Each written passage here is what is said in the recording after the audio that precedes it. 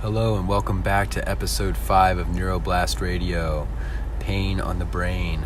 I'm your host, Dr. Ryan Dawson, and I just want to start today's episode off by recognizing and appreciating each one of you for taking time to listen to this podcast and give me your feedback.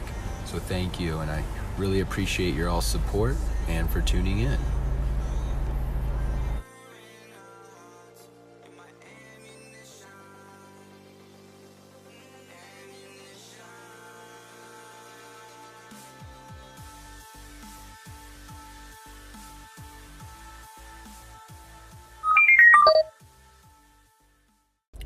So as most of you know, the United States leads the world in the consumption of pain-killing narcotics, also known as opiates.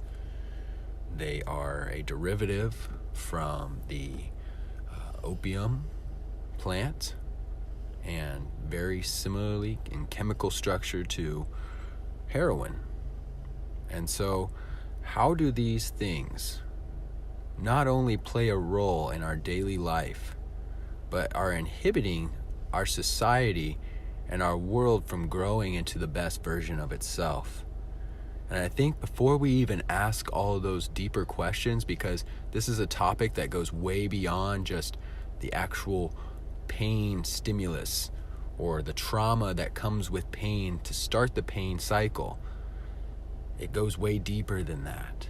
It goes way deeper into an emotional state of what are we feeling? Who are we? How are we able to connect with others?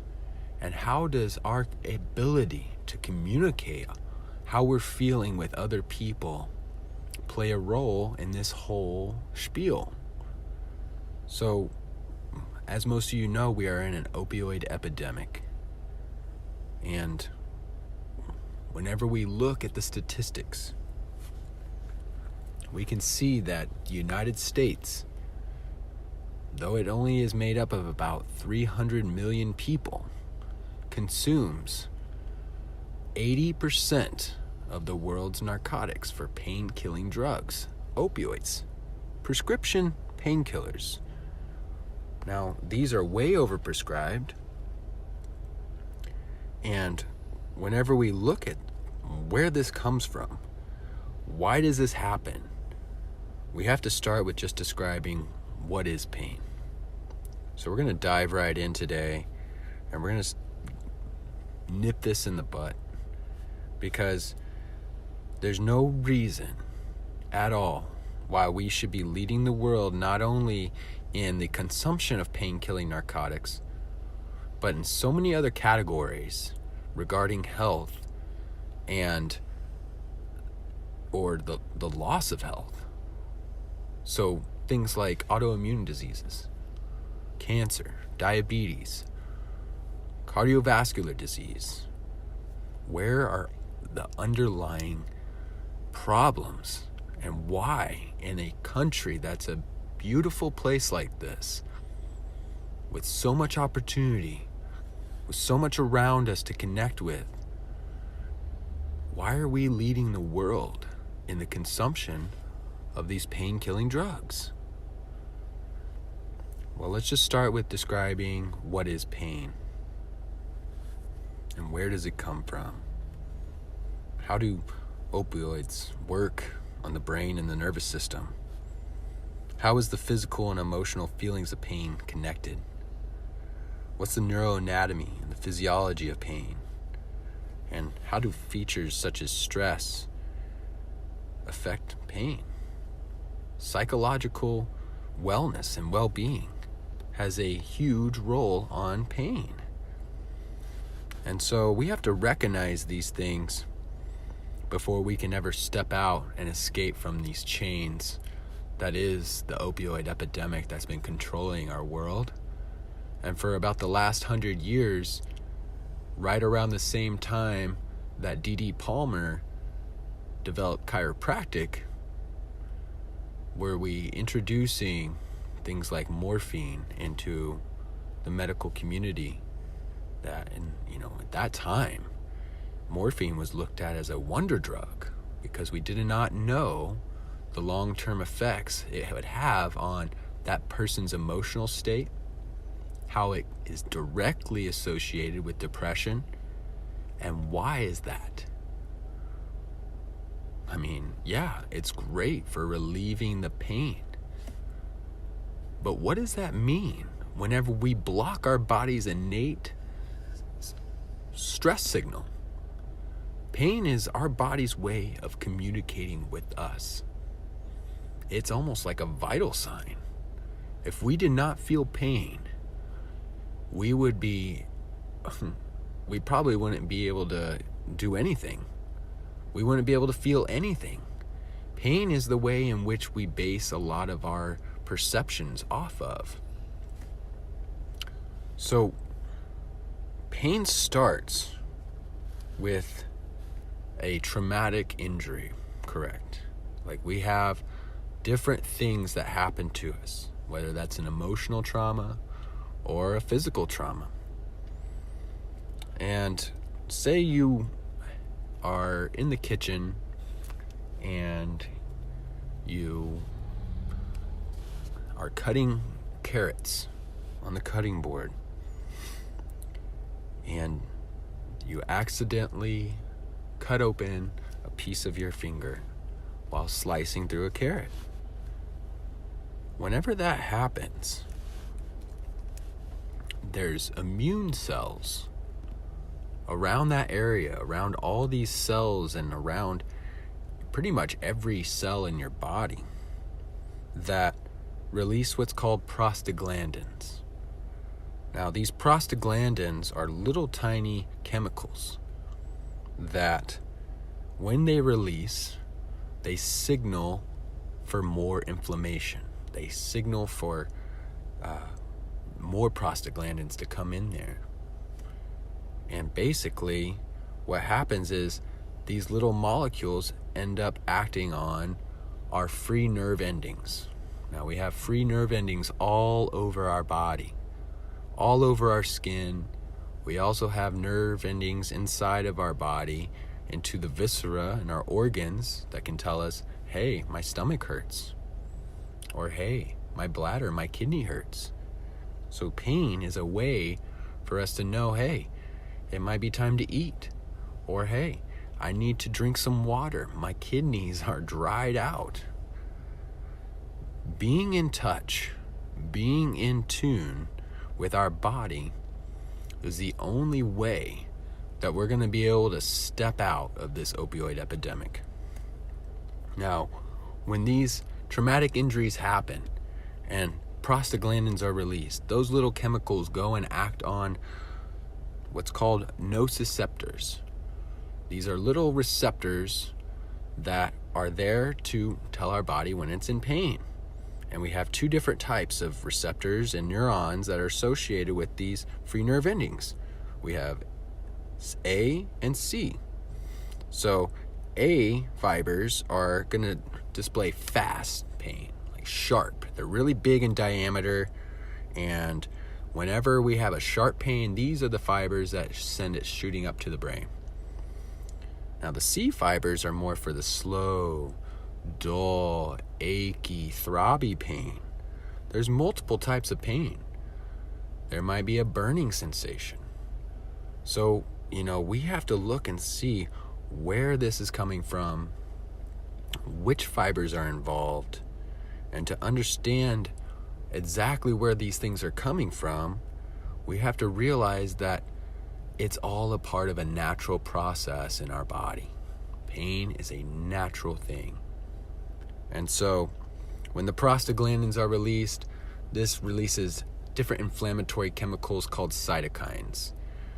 Things like bradykinin and different ones that get released, and then that acts on that nerve and it sends a signal up the nerve towards the spinal cord.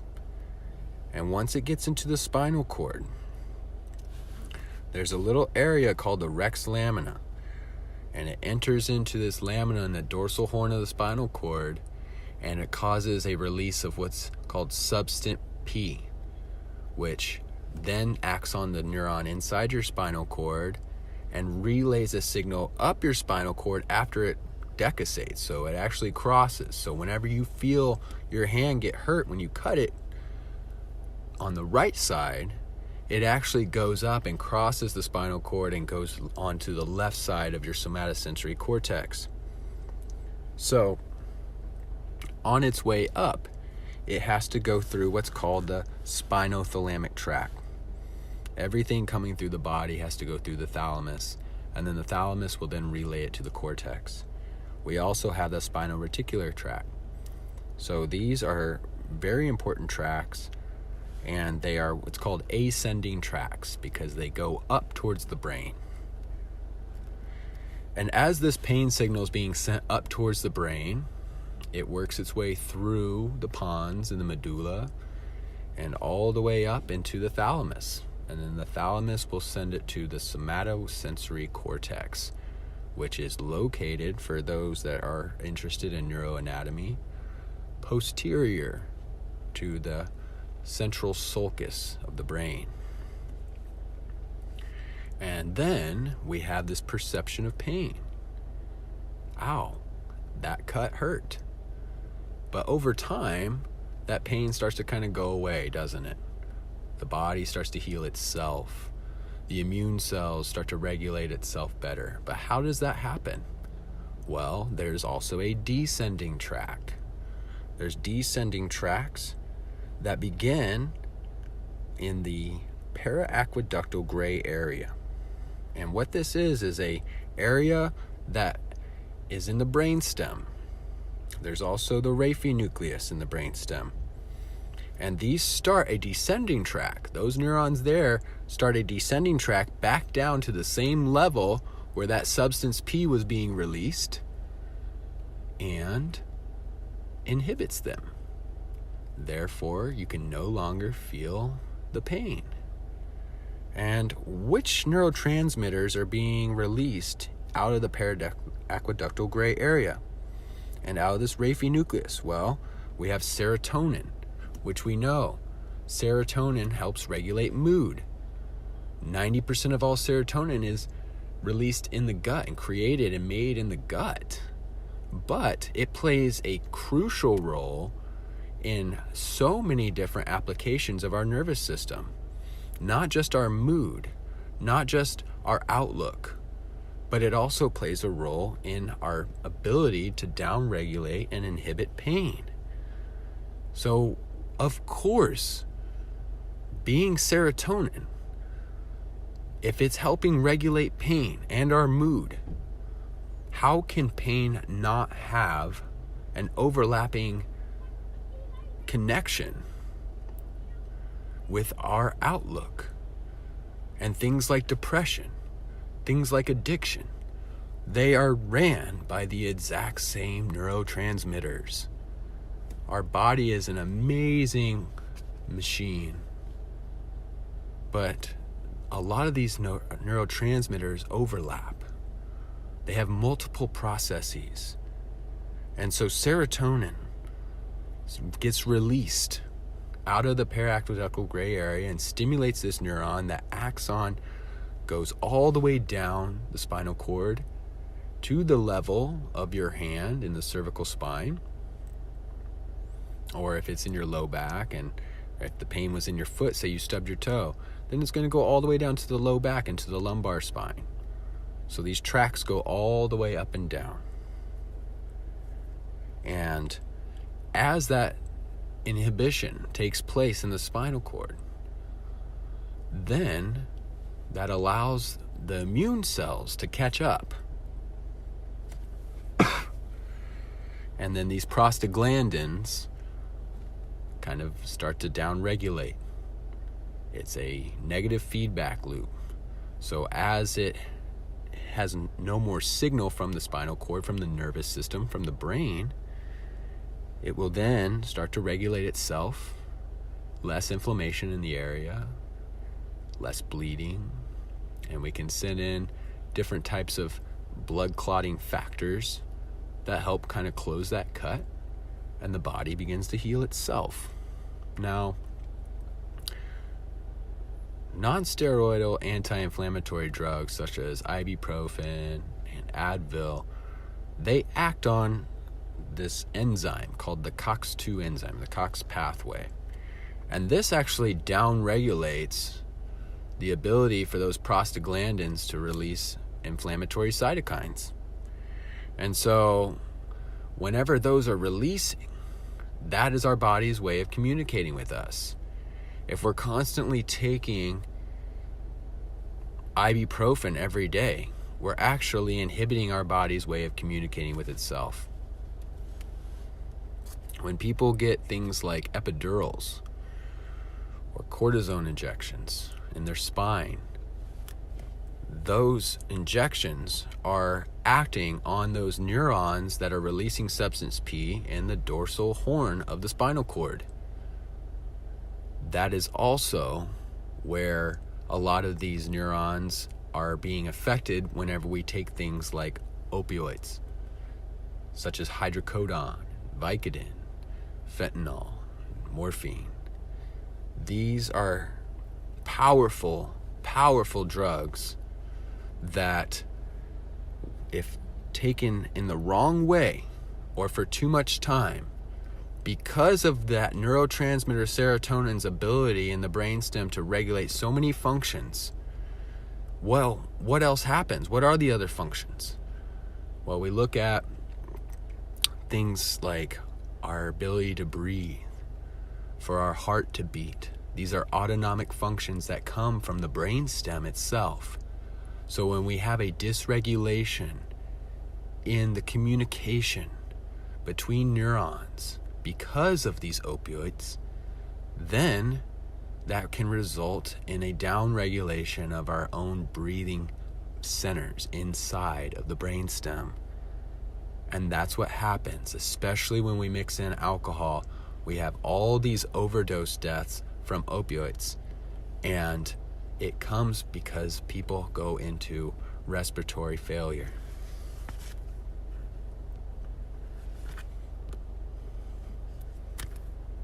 And as we move forward, I want to talk a little bit about some of these statistics.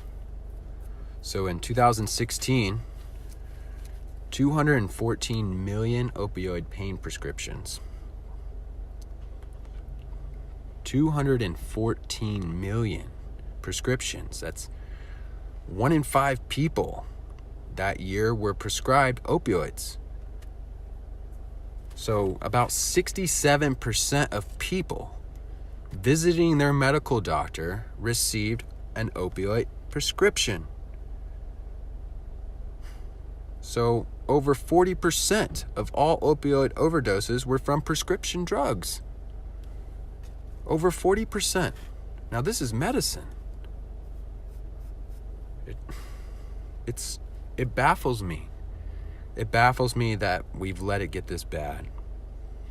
The CDC reports that opioid misuse costs our country $78.5 billion in healthcare expenses each year, also in loss of productivity, in addiction treatments, and also concerning our criminal justice system. Now we got to remember that addiction and pain is not a crime. A lot of these addicts, a lot of these people that have been addicted to these opiate drugs, it's not a criminal offense. This goes way deeper. And to incarcerate somebody because of a drug addiction, especially if it began with their medical doctor prescribing them drugs, we have to really look at the big picture here and see, what are we doing? And why are we spending so much money on something that's not working? And not only that, but it's very harmful and very detrimental. And if it hasn't directly affected us, it's indirectly affected us through our family members or through our friends. I'm sure each one of us knows somebody that has struggled with opiate addictions. Now, our body actually produces what's called endogenous opioids, and they're function through the G protein receptors. For those of you that are into receptor binding and want to know the pathophysiology of some of these different diseases, but there are basically three of them, three little proteins, peptides. And one of them is called beta endorphin. We also have enkephalin, and then we have dynorphins. And this is your body's way of actually releasing natural painkillers. We can also have stress-induced analgesia. So, you think about the soldier that just got hurt in battle. Well, he's got all this adrenaline releasing. That's norepinephrine. Guess where norepinephrine comes from in the nervous system? The raphe nucleus, what we were talking about earlier, there in the brainstem. Much like serotonin has a descending tract that goes down and can act on direct sites in the spinal cord that prevent you from feeling your pain. So what happens when we stop to be able to feel our pain, when we can't feel our pain anymore? What happens there? Well, the mechanical stress, say you have pain from a lumbar disc injury, the mechanical stress you can't feel. Blocking your sensation of pain does not change the fact that your pain is being caused by some sort of underlying cause, some sort of mechanical stress on either that neuron or the structures that is innervated by that neuron. And so if we take opioids or we get a cortisone injection and we can't feel our pain, but we never do anything in the meantime to change the mechanical stress that's happening, causing a biochemical reaction, causing these prostaglandins to release, causing an inflammatory cascade.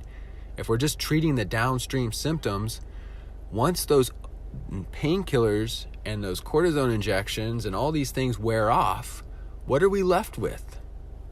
We're left with more damage than before because we couldn't feel it. We weren't in touch with our body. We've lost the ability to feel what's going on and be aware what's going on within ourselves. Now, these opioid drugs act directly on the para-aqueductal gray area. So do SSRIs. We got selective serotonin reuptake inhibitors. So whenever we flood that area with serotonin, that actually goes in, causes a nice break in the threshold, sending a signal down that descending track saying, hey, substance P, calm down, stop releasing. But we're never, ever actually helping the area that has pain. So the area of trauma is never actually being helped. And so, what are some of the symptoms of these things? Well, some people are like, just take ibuprofen. I started taking ibuprofen whenever I was a child. I was an athlete. And these things can cause a lot of disruption, not only in our nervous system. And you think, oh, wow, it's over the counter. It must be safe. No, they can cause severe damage to our intestinal wall lining, causing ulcerations inside of our GI tract, and basically inhibiting us from being able to absorb some of our nutrients from our food. Now, that destruction of that barrier, this brush border between our GI tract and our internal world, if there's destruction, if there's permeability, that can lead to something called leaky gut syndrome, which can lead to so many other problems like food allergies and autoimmune diseases. So these things are all connected. And whenever we go back and we look at things like serotonin and this paraactive gray area, we know that serotonin regulates our mood. So it's almost impossible. It is impossible. We cannot have chronic pain without having some form of emotional stress or depression. Or maybe because of our pain, we're anxious going into whatever we're about to do. And there's so many aspects to pain because of this emotional connection.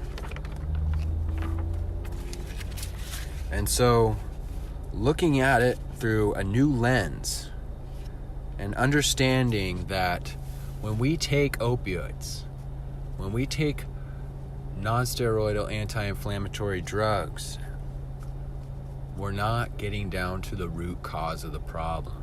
Now, sometimes we need to take those things because the pain is so intense that we can't even do things like chiropractic or physical therapy or some of these other therapies I'll talk about later that actually get in there and start restoring some of the motion, some of the dynamics and the communication within those joints and soft tissues and areas that have become degenerative, causing those C fibers to be slowly releasing and having that dull, achy pain down your leg called sciatica.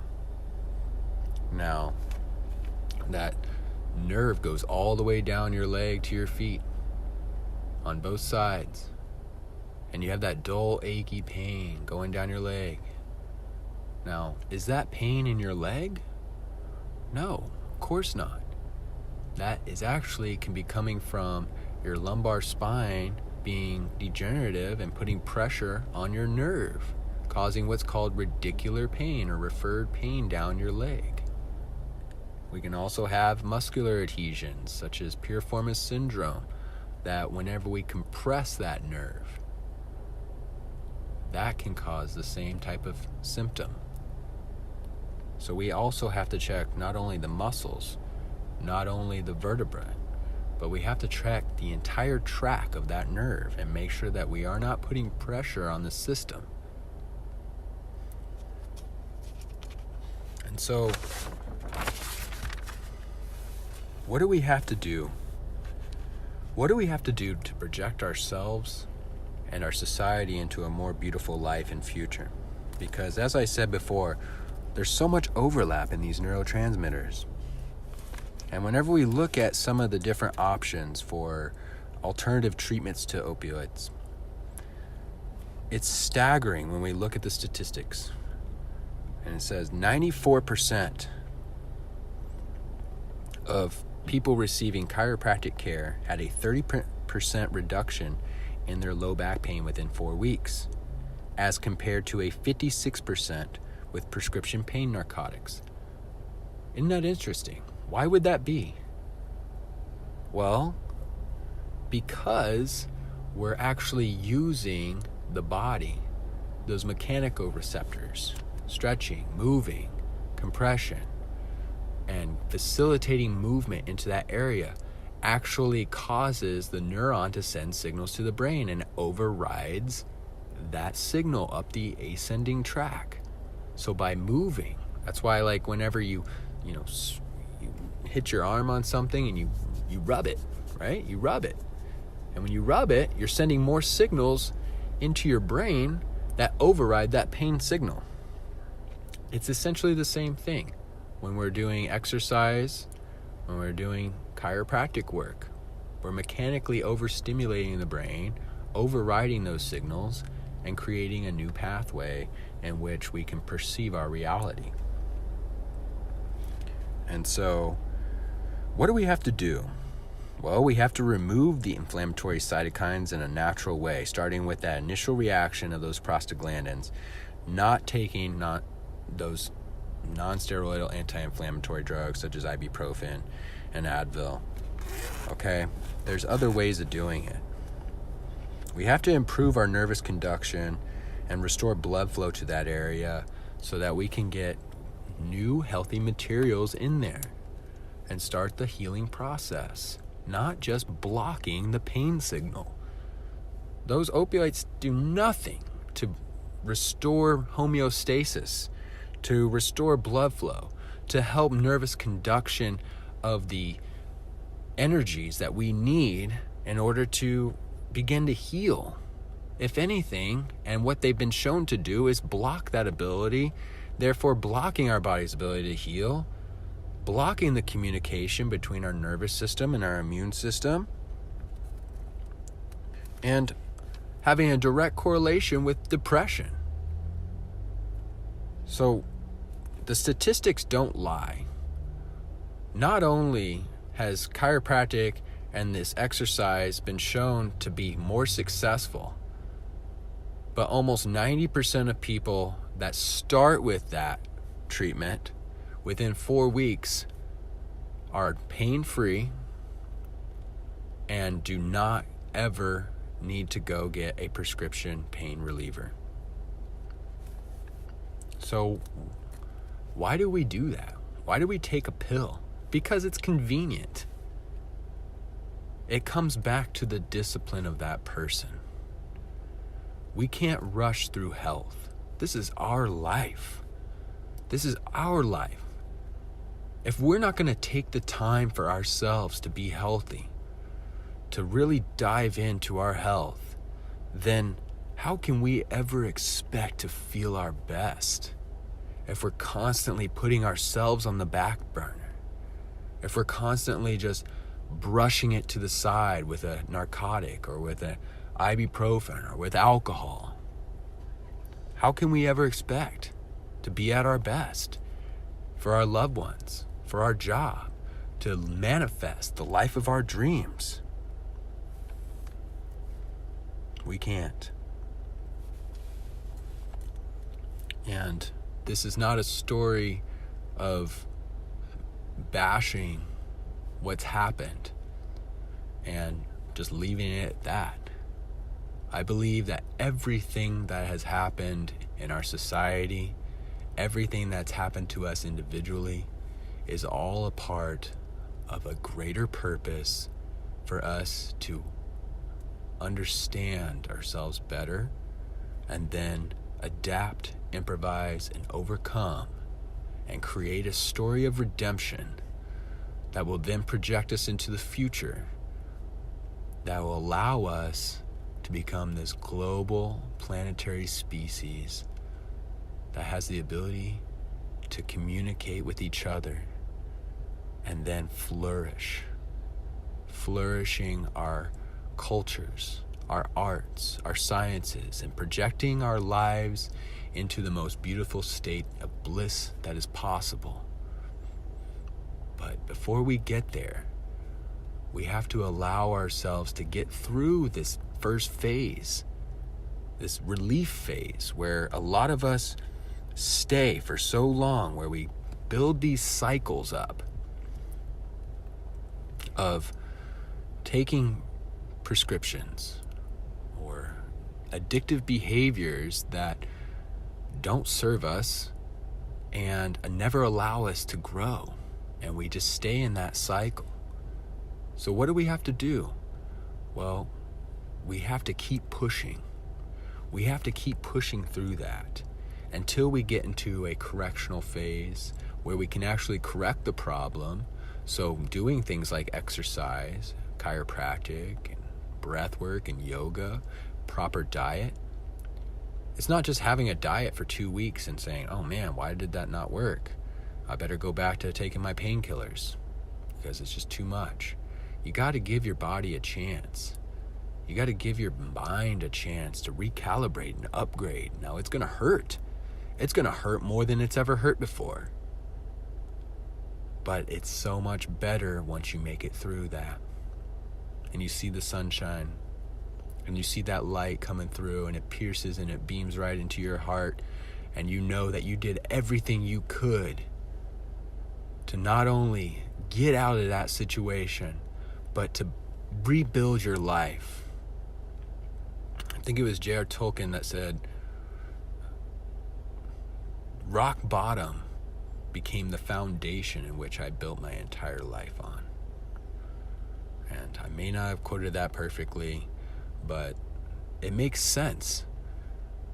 We have to be willing to lose it all and let go of so much if we want to build up the life of our dreams. And so this goes way deeper than the initial trauma. We have to get away from these addictive behaviors. You know those people that you hang out with that just seem to gossip too much and they're never really there for you when you need them? Stop hanging out with those people. Stop going to those restaurants and bars that you know just make you feel like crap the next week or the next day. Stop doing these addictive behaviors that just don't serve us, and we get stuck in those cycles. And whenever we remove those things, you'll inadvertently find yourself in a state of bliss where we can start to understand who we are better. Because if we're constantly putting ourselves around people, things, places that don't project us into that beautiful future that we want, if we're constantly subjecting ourselves to that, we won't ever realize or understand who we are. We're always obtaining and trying to serve and giving our power away, trying to do what other people want us to do. We have to remove ourselves from that. So it's almost like by process of elimination, what am I not? Do we come to what am I? Who am I? Understanding who I am. By removing a lot of these things, we'll begin to move closer and narrow down who we are. So get rid of all this stuff. We don't need it all. We don't need all this extra stuff. Start living a more minimal lifestyle. We're going to wake up early in the morning. Say what you're thankful for, what you're grateful for. Start with 10 to 15 deep breaths. After your breath work, go take a shower, get warmed up, and then take your time in the morning. Do 30 minutes of yoga. This is going to allow your body to start to get warmed up, going through the motion and stimulating those mechanoreceptors that allow to send new signals up to the brain and overriding pain signals. We're warming up the body, we're warming up the mind, creating a mantra for ourselves so that we can not only feel productive starting our day, but we're going to be at our best mentally as we go to work, instead of just stressing and waking up late because we thought we needed that extra 20 minutes of sleep, and then we carry that through us all day. Just getting up earlier, breath work, yoga, reflection. That's a wonderful way to begin this new path. I was like, man, Dr. Dawson, it's not that easy. My pain's really bad. I understand. I completely understand. I've been in that state where my low back has been so hurt because of the degeneration I have in my L5 from years and years of wear and tear, playing sports, lifting weights, sitting, chronically stressing my back out, where it goes into spasm and I can't even bend over to tie my shoe or put my socks on. And if I sneeze, it's the worst feeling in the world. But ever since I've started doing these practices and removing the pain-killing drugs out of my life, the ibuprofen, the hydrocodone, the Vicodin, when we remove these things and we start implementing new practices, not only are we building what's called neuroplasticity inside of our brain's ability to rewire and communicate with itself in a different way, but we're also making ourselves stronger. We're developing those muscles. We're improving the tension in those ligaments and getting those tendons to be stronger than ever before, helping release new blood flow into that area, and even causing the production of new blood vessels on a micro scale. So it's almost like the old term, if you don't use it, you lose it. Well, whenever we work out, we actually develop more nerve endings to our muscles so that we can improve our muscular coordination. We also develop new micro blood vessels and capillaries going to those muscles. So everything in the body is based on a state of demand. And whenever we take these opioids, our body actually down-regulates its ability to produce those endogenous opioids, like the endorphins that we get released. So whenever you have that runner's high and you're pushing through that run and burning and it feels like you're not going to make it, and then all of a sudden you just get that endorphin release and you can able to keep going. You're just sprinting. And it's like, wow, where'd this energy come from? That's an endorphin release. That's your body. And then you feel this dopamine come on. And your mood is elevated because we're actually producing more neurotransmitters such as serotonin.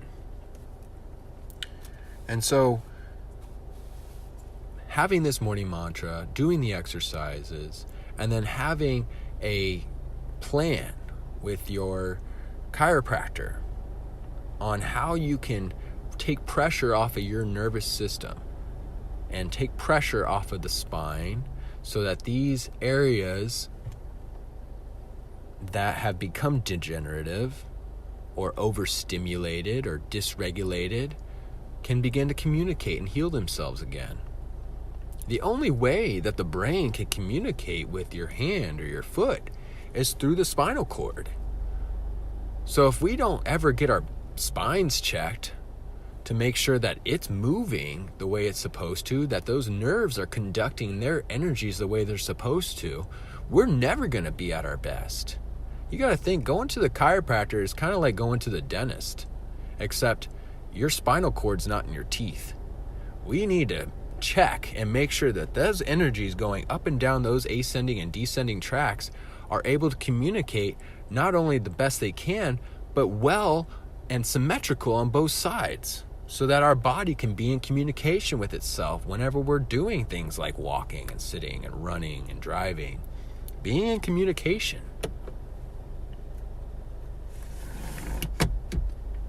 And so, removing these ideas that the prescriptions are the answer, that just because I don't feel the pain that I'm fixed, because we know that over time that comes back and only causes more mechanical stress, more inflammation, and then therefore more problems. And that gets depressing in itself as well. And what happens? Your families, your friends, they get tired of hearing about it. It's like, man, I know you're in pain. You've been in pain for so long. And you feel alone. And it's scary. And it's depressing. And sometimes people even have suicidal thoughts. And I'm here to tell you today that I'm here for you. I understand that pain and this addiction to opioids has been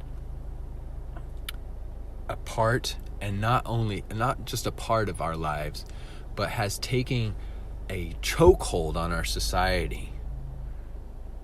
And I'm here for you. I understand that this is one of the biggest problems in our society, and I'm here for you, and I'm here to tell you that I love you and I support you. And if you ever want a consultation with me, we can set that up.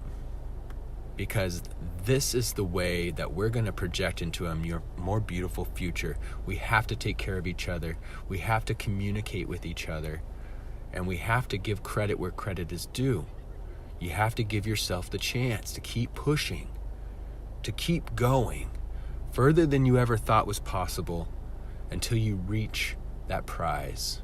And sometimes that prize is just being able to stand in the sunshine one more day with a clear conscience, knowing that you did everything you could, and knowing that you did everything in your life to help other people feel great.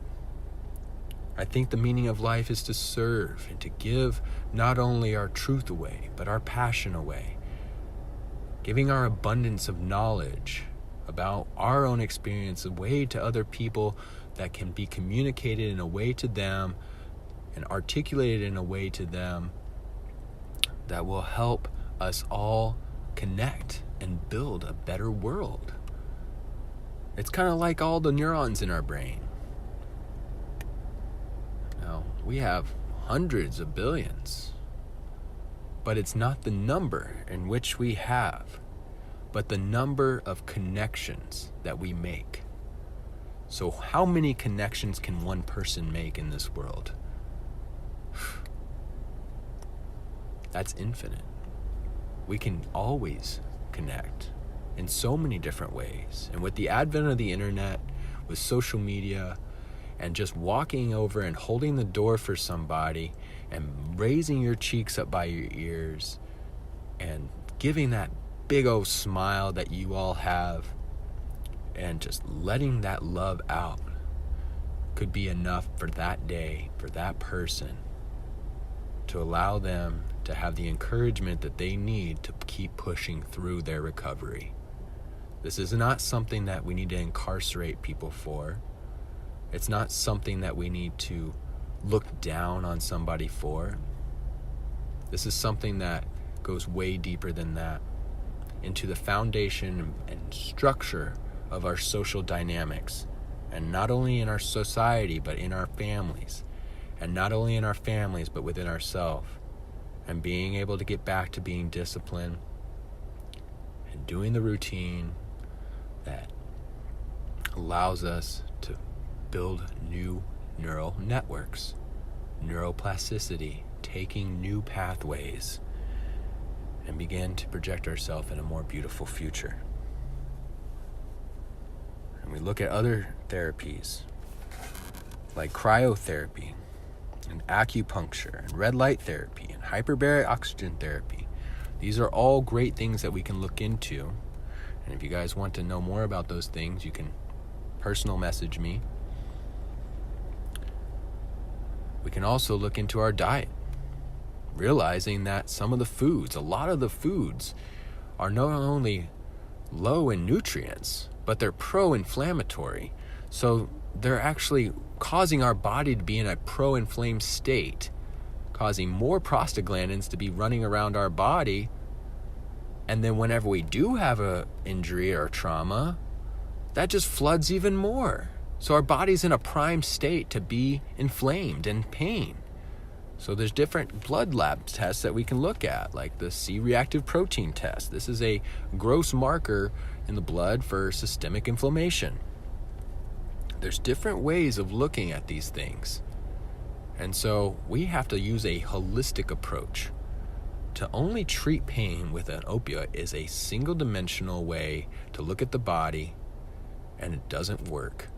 It hasn't worked, but it's also something we had to go through in order to learn who we are not, to be able to narrow down those marginal borders into a selection that says, that's me, and that's who I'm going to be, and that's what I'm going to do from here on out. And as we keep doing that, we keep growing, and we keep walking and climbing that mountain of health until we get to the top. It's like, why do we go to the top? Why do we come to the top of the mountain if we're just going to go back down? We don't. Once we've reached the top, we can see things that we never had the ability to see at the bottom of the mountain. And then we look up into the cosmos. And up on top of that mountain, we build ourselves a spaceship, and we just keep going up. We keep going. There is no maintenance phase. Once we relieve ourselves, once we correct the problem, we keep going up that ladder, and we keep spreading that energy around the world until we're all on the mountaintop, and we're all together shooting for the cosmos.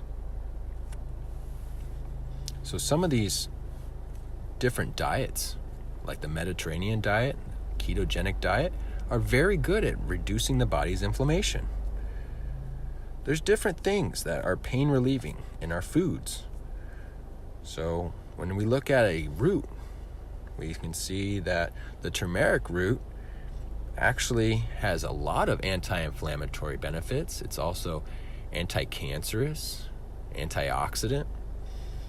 And this root is amazing because it actually acts on that same COX enzyme that helps downregulate those prostaglandins from releasing the cytokines, those inflammatory chemicals. Except turmeric does not cause ulcerations in our GI tract. It works on the exact same pathway without the harmful side effects. Things like ginger are also help with pain. Capsaicin, found in hot chili peppers. This actually acts on pain receptors and overrides those signals and gives you like a warm heat sensation. Some people, that's why you can actually start sweating whenever you eat those things, even though your body temperature doesn't change, because we're acting on those receptors. It's really cool. But while it does that, it's actually overstimulating those neurons, causing a pain-relieving analgesic effect. When we look at the endogenous and the endocannabinoid system that we know is in our body, there's tons and tons of research coming out about this. We have to look at our depletion in endogenous cannabinoids and how the nutrients in our food and the state in which we're mentally in, the stress, how much cortisol is running through our blood, is down-regulating our immune system and also our endocannabinoid system. So we need to restore that, taking cannabidiol, CBD. It's a non-psychoactive cannabinoid that has been found to act as a modulator within the nervous system and the immune system that helps the body better regulate and communicate with itself. So if a neuron is overfiring, it actually can help slow that down into a more rhythmic pace. And if it's underfiring, it can kind of help boost it along and pick it up, so that we're in better communication and synchronization with ourselves. There's also antioxidants known as anthocyanins, these phytonutrients. They're found in blackberries and blueberries and cherries. They act on the COX enzyme as well, helping down-regulate those inflammatory processes. So we can help our body communicate with itself better, clean itself out better, have more energy, better blood flow, and down-regulate inflammatory processes just by what we're eating. And then also starting our day off with a mindful mantra, like I spoke about earlier, the breath work, the yoga. And then we go in and we do the exercise. We're helping our brain repair itself. We know exercise actually produces more neurotransmitters in our brain. So we're building resilience towards the future. So if we do have more injuries and more traumas that we know are going to come, and we know we got to plan for that, when those things happen, we're ready for it. It's so crucial, you guys, to not fall in the trap. Don't fall into the trap of entitlement, of feeling sorry for yourself. Why has this happened to me? Why is life picking on me? Why is this beating me down? Don't fall for it. It's a trick. No one's out to get us. All we have to do is become aware of what we are and remove these addictive behaviors that are holding us back from becoming the best version of ourselves and the best version of our society. Removing those negative people and those negative foods and those negative events and those negative behaviors in our life will automatically project us into a healthier life.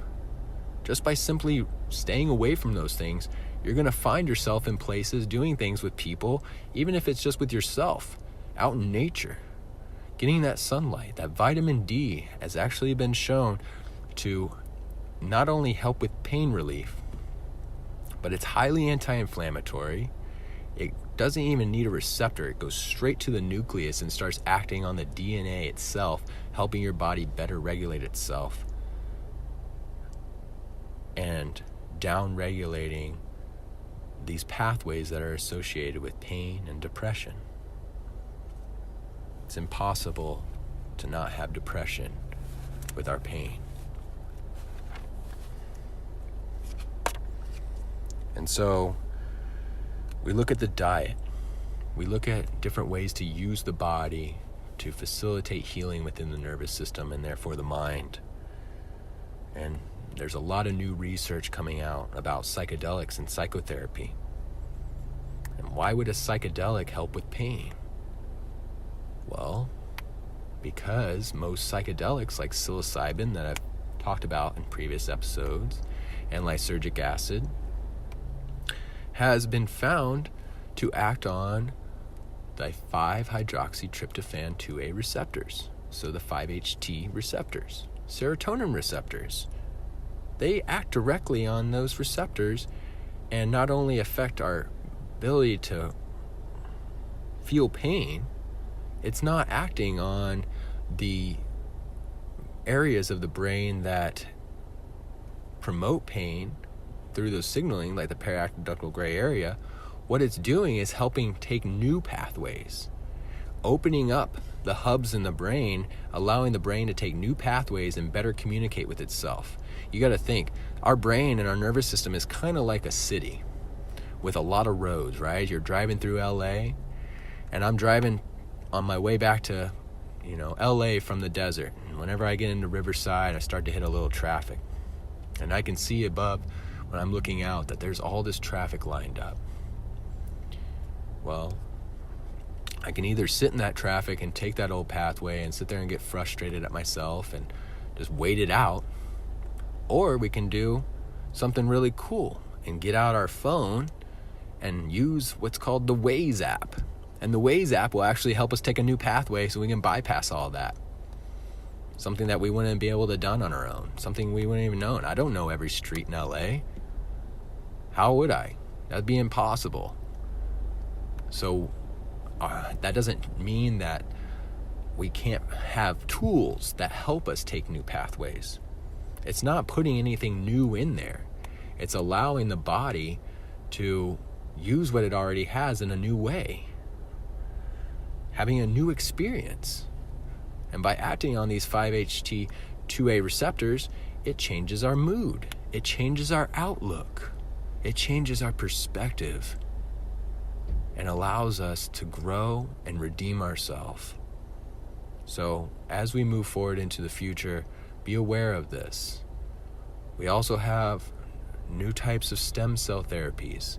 I think if we can make it through these next few years, those of us with severe spinal degeneration and joint degeneration, if we can make it a few more years using these practices that I've been talking about, we might actually be able to have stem cell therapies that can go and regenerate those areas, reversing the aging process.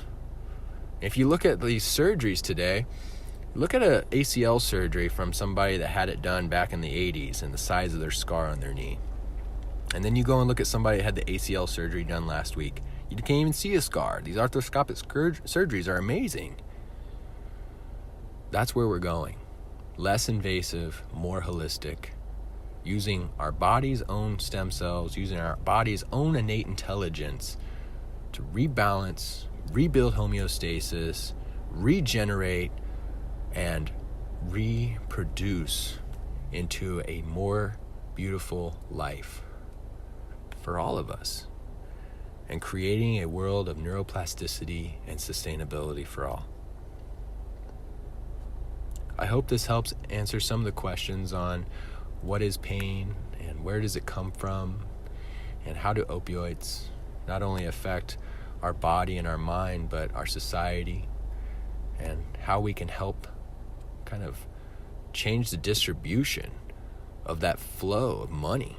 $78.5 billion each year that we can use towards other things.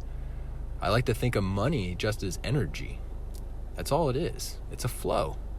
And if we can redirect that into other areas, who knows what our world would look like? So let's do it. It all starts with each one of us. Every morning when we wake up, we have a decision of who we want to be that day, how we want to treat ourselves, and how we want to treat the people around us. Let's stop beating ourselves over the head with the same old stuff.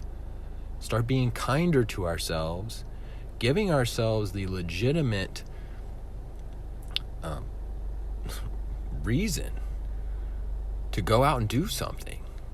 Giving ourselves the chance to actually grow instead of every single time something gets hard, falling back into old cycles. Keep pushing through it. I'm here for you. Thank you so much for listening to today's episode, Neuroblast Radio, Pain on the Brain. I'm Dr. Ryan Dawson. I'm a chiropractor, neuroscientist, community health advocate, and just a person that's here for you. And the only reason I'm making this podcast is so that we can increase our communication, not only within our own bodies and with ourselves, but within each other, and promoting a more beautiful world for us all. Because I really think that once we start doing that, and we're not that far away, a lot of us are doing a lot better than we actually think. And if we can just flip the switch a little bit one day at a time, then we can start to change our world and the way that we communicate with each other, and stop being so anxious and depressed because we're more aware of who we are. We've narrowed down ourselves and we know who we are, and remove those negative people and things and places that no longer serve us, and have a positive impact on ourselves and our society. Thank you so much for listening to this episode. If you liked it, please share it around. Please subscribe to my YouTube channel at Neuroblast Radio. Also, give me your feedback. That's so crucial to me, and it allows me to know exactly what you guys are feeling, and also helps me work on my content so that I can better communicate and articulate these things to you. So thank you so much for your support. I really appreciate it, and I look forward to hearing back from you very soon. You guys have an absolutely wonderful and beautiful evening.